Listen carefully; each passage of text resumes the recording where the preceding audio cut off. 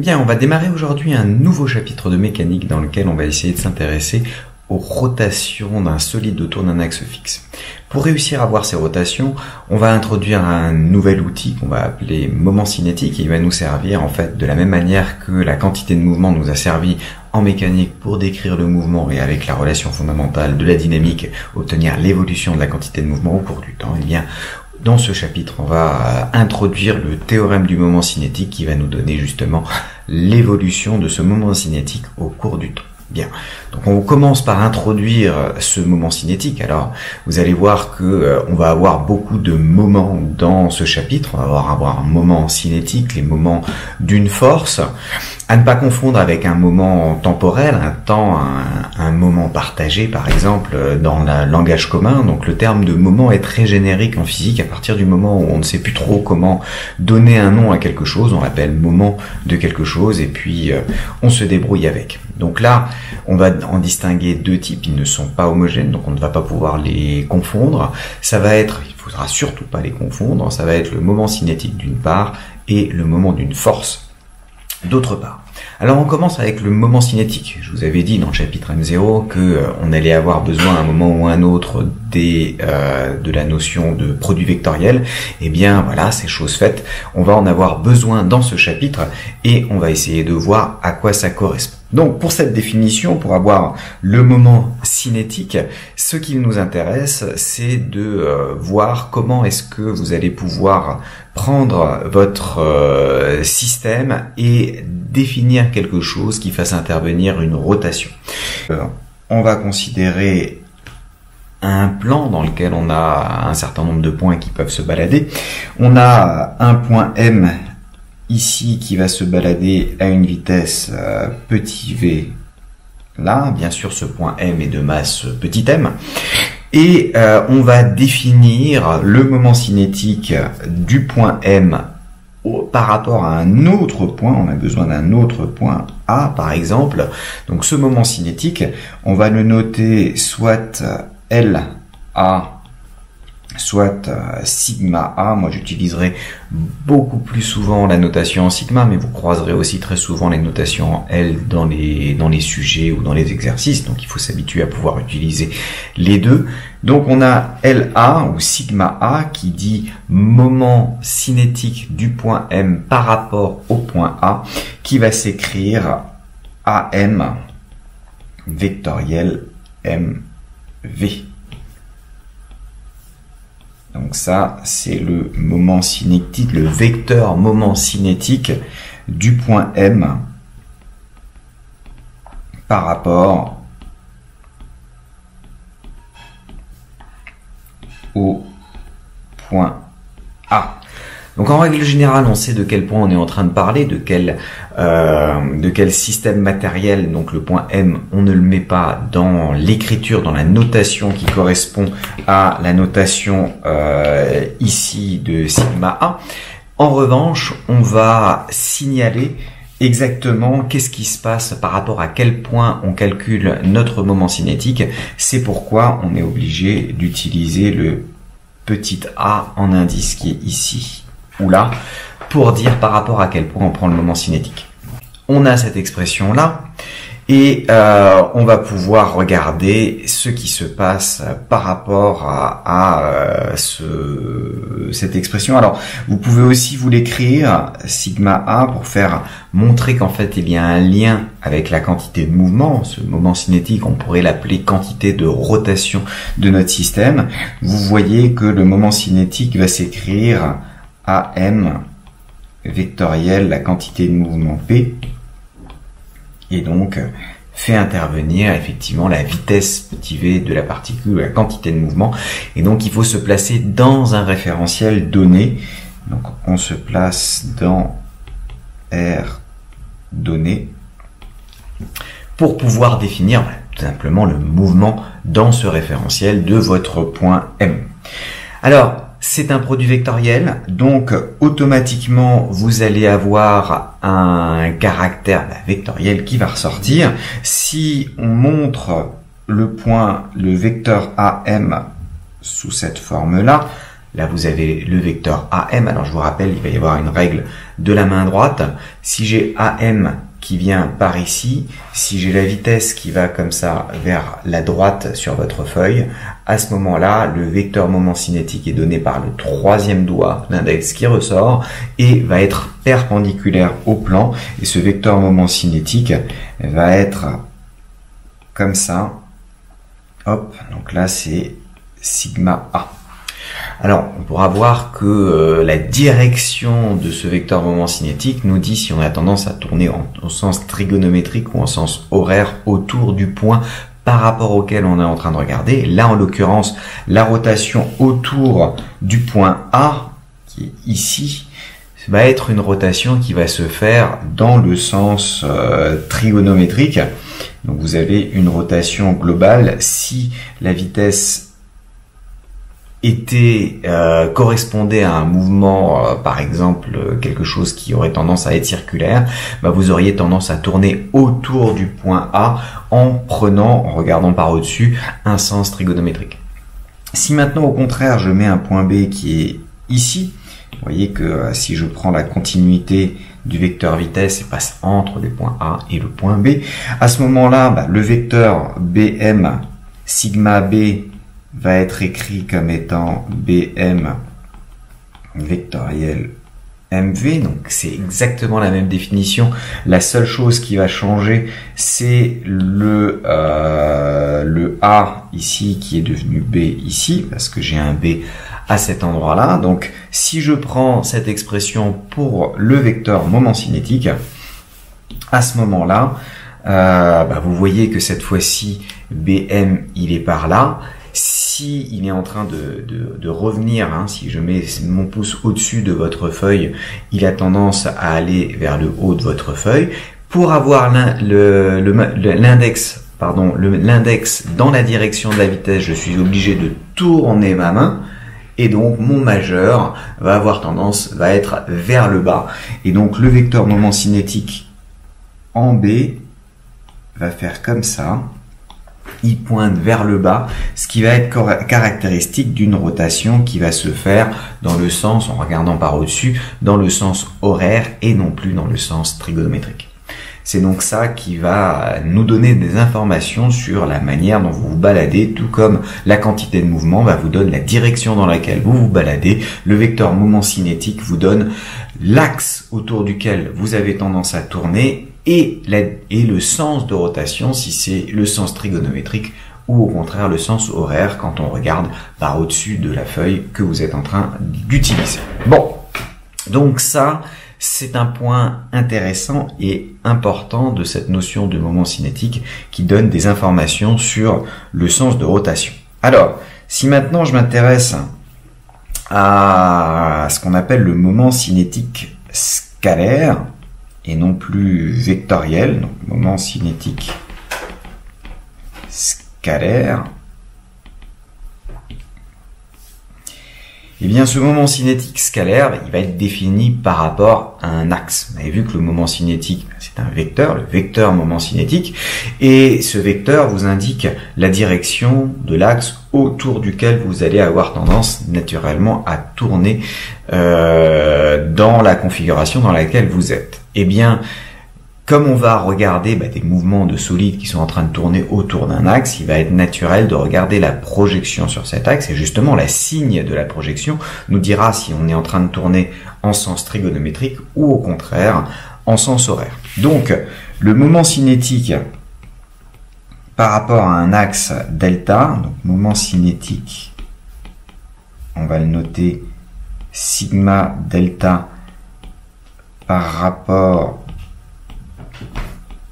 à un axe delta. Alors viens là toi. Donc ce moment cinétique par rapport à un axe delta va faire intervenir justement cet axe delta, donc porter l'axe est porté par un vecteur unitaire K. par rapport auquel on va décider si on est en train de tourner en sens horaire ou en sens trigonométrique. Donc c'est lui qu'on doit mettre, si vous voulez regarder votre feuille correctement pour reconnaître le sens horaire, c'est lui que vous devez faire pointer vers le haut. Donc ce moment cinétique par rapport à un axe delta porté par le vecteur unitaire k, s'écrit sigma delta égale sigma a scalaire k avec un point A qui appartient à l'axe delta.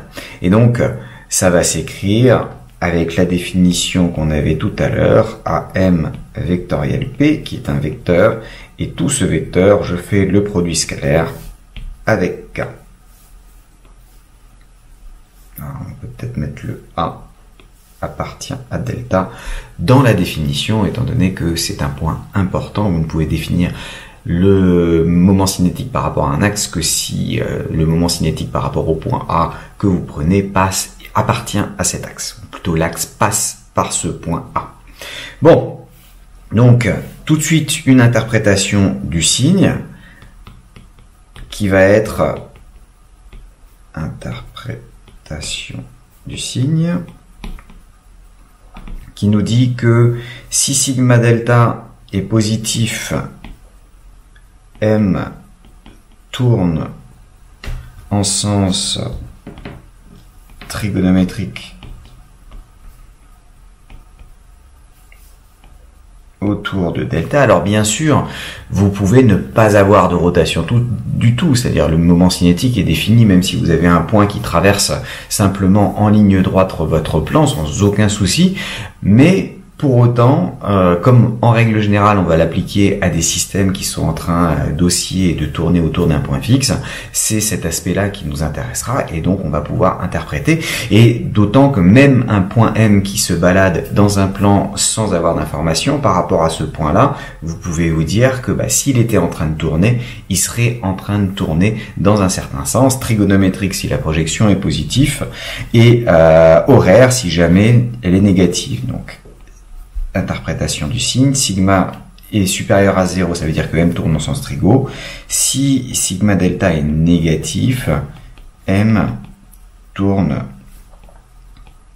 en sens horaire autour de delta. Donc, une première interprétation du moment cinétique nous permet de savoir dans quel sens on va se placer. Alors, tout de suite, on peut se poser une question, mais là j'ai choisi un point A. Est-ce que par hasard, si je prends un autre point, disons B, qui appartient aussi à delta, est-ce que je retrouve la même expression? Puisque dans la dénomination qui est ici, vous faites apparaître l'axe delta, mais vous ne faites plus du tout apparaître le point A qui sert à la détermination de ce moment cinétique. Alors, je vais faire un petit dessin avec mon axe delta qui passe perpendiculairement à un plan donné. Donc, doucement. Là, j'ai mon axe delta, hop, qui ressort comme ça. Il passe par un point qui est ici. Qu'est-ce qui se passe donc si je prends effectivement ce point-là? C'est mon point A. Ici, j'ai mon point M. J'ai la vitesse qui va quelque part par là. J'ai du coup AM qui est comme ça. Ça, c'est mon vecteur AM. Donc, qu'est-ce qui se passe si jamais je prends un point B et que je détermine le moment cinétique en B? Est-ce que ça va changer quelque chose? Vous voyez que là, j'ai le vecteur BM qui va être dans ce sens-là. Donc, le point AM était par là, V était globalement en train de partir vers le haut de la feuille. Donc, vous aviez bien un vecteur moment cinétique qui va vers le haut. Donc, celle-là, j'ai mon sigma A qui va être comme ça. Mais si je regarde en B, qu'est-ce que ça change? J'ai BM au lieu d'être horizontal qui va être dans ce sens-là. J'ai le vecteur vitesse qui est toujours en train de partir vers le haut, en haut à droite de la feuille. Et donc, le vecteur moment cinétique en B, lui, va être de travers. il va être tendance à être perpendiculaire à la fois à BM et au vecteur V. Il n'a pas tendance, il est perpendiculaire par définition du produit vectoriel à la fois à BM et à V. En revanche, quand je vais faire le produit scalaire avec K, le vecteur unitaire qui donne la direction, eh bien, je vais me rendre compte que la projection de ce sigma B sur l'axe devra être égale à la projection de sigma A sur l'axe, au produit scalaire de sigma A avec K, et donc le produit scalaire de sigma B avec K. Donc essayons de montrer ça. Donc montrons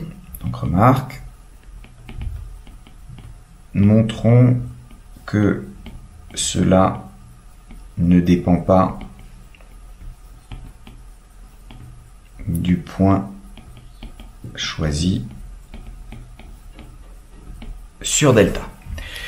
Donc, comment est-ce qu'on fait? Eh bien, tout simplement, ça veut dire qu'il va falloir prouver que sigma B scalaire K est égal à sigma A scalaire K. Donc, on commence par calculer sigma B scalaire K. Là, comme j'ai pas plus d'informations que ça, je reviens à la définition. C'est BM vectoriel MV scalaire K. Et j'aimerais bien faire intervenir sigma A. Pour avoir du sigma A, il me faudra du AM vectoriel MV. Et pour avoir du AM vectoriel MV, le plus simple, c'est d'introduire le point A par la relation de Chasles dans BM. Donc je me retrouve avec du BA plus AM, le tout vectoriel MV, le tout scalaire K. Alors là, les parenthèses sont absolument primordial, parce que si jamais vous en oubliez ou vous les mettez de manière non conventionnelle, il faut surtout pas calculer par exemple le produit scalaire de V avec K avant de faire le produit vectoriel avec AM, parce que ça n'a plus de sens. Un produit vectoriel fait intervenir deux vecteurs et vous pouvez pas faire un produit vectoriel entre un vecteur et un scalaire par exemple. Bon, donc si je développe, parce que le produit vectoriel, ça reste un produit qui gentiment se développe par rapport à l'addition, je me retrouve avec du BA vectoriel MV scalaire K plus AM vectoriel MV, le tout scalaire K.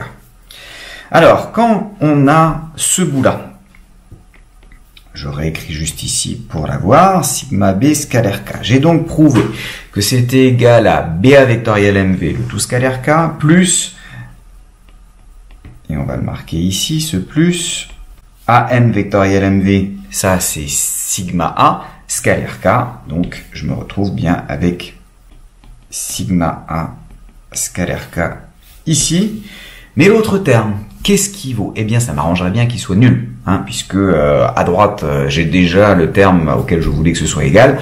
Donc le deuxième, vraisemblablement, si ce que je vous annonçais est juste, ça devrait faire 0. Alors, voyons voir pourquoi est-ce que ça fait 0. Pourquoi ça fait 0? Parce que celui-là, il s'écrit alpha fois K. Il est collinaire à K, nécessairement, étant donné que vous avez le vecteur AB qui appartient ici. Vous avez que le vecteur AB, il est selon l'axe delta, et donc il est dirigé par le vecteur K. Donc il existe un alpha tel que AB soit égal à alpha K, les deux sont collinaires. Étant donné qu'ils sont collinaires, ces deux-là, eh bien vous avez que le produit vectoriel de BA avec MV, il est perpendiculaire à BA, donc il est perpendiculaire à K. Et un produit scalaire entre un vecteur et un vecteur qui lui est orthogonal, ici, ça vous donnera forcément 0. Parce que vous avez le produit scalaire entre K,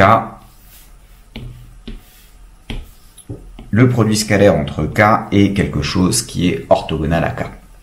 Bien. Si on a ça, on a prouvé que sigma B scalaire K est égal à sigma A scalaire K, d'où sigma delta peut être écrit sigma A scalaire K indépendamment du A qui appartient à delta choisi. Il faut quand même qu'il appartienne à delta, ça c'est nécessaire, mais c'est tout ce dont on a besoin. Je vous ferai remarquer que dans cette définition-là, vous avez des flèches. Il y a une flèche ici pour le sigma A, une flèche ici pour le K, mais il n'y a pas de flèche pour votre sigma delta parce que ça n'est plus un vecteur.